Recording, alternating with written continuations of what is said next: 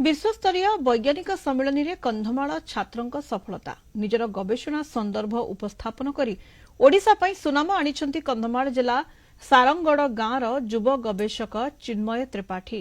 अमेरिकार San Francisco ठारे आयोजित वैज्ञानिक सम्मेलन में ओडिशारू एकमात्र गवेषक भाव चिन्मय जोगदे ओडिशा पई आनिछंती हजार हजार संख्यार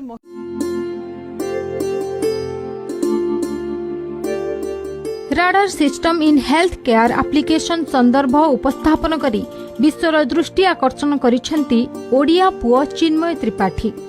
कंधमाल जिला सारंगगढ़ गाँव युव गवेषक चिन्मय अमेरिकार सान फ्रांसिस्को रे आयोजित विश्व वैज्ञानिक सम्मेलन रे सारा विश्वरू 343 गवेषकों मध्य ओडिशारू थिले एकमात्र चिन्मय। चिन्मयଙ୍କ ଏହି କୃତିତ୍ୱ ओडिशा ପାଇଁ गौरवर विषय। भविष्य मोर देश मो ग्राम किसी करने निश्चय चेष्टा करी निश्चय करी मोर सफलता कि किंचित मात्र सफलता आप कहींपर तो से मोर बापा माँ मो अजाई मो परिवार एवं मोर सांगसाथी एवं भगवान को एवं निजक मु धन्यवाद देवा चाहिए। योग्यता हिसाब से पाई तेणु आमे समस्ते बापा माँ ठू आरंभ करी सारंगगढ़वासी और कंधमाल जिले में समस्ते खुशी अच्छु। विशेष करी से पिला दिन भल पाठ पढ़ुला सी आगरू भी पिला बेलू भी कही मु बाबा मो डॉक्टरेट मु लगेबी सी बर्तमान से सपन को पहुंची पारी। परिवार तरफ तो आम बहुत खुशी अनुभव करुँ किंतु गोटे सारंगगढ़ भाई जगार कंधमाल जिलार गोटे अमेरिका भाया जगार जाई वैज्ञानिक सम्मेलन जोगदे जो सुनाम आणुची सेटा बहुत खुशीर विषय। आम एरिया गोटे वैज्ञानिक हो जदि से फेर ताहले आम पे गोटे बड़ खुशीर विषय। आम भविष्य ताकू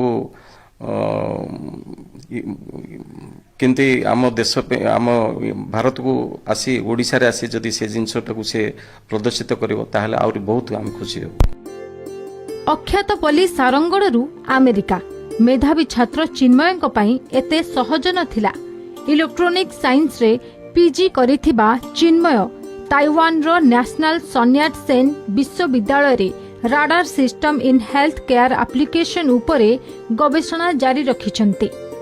चिन्मयଙ୍କ सफलतारे परिवार लोके बेस खुशी।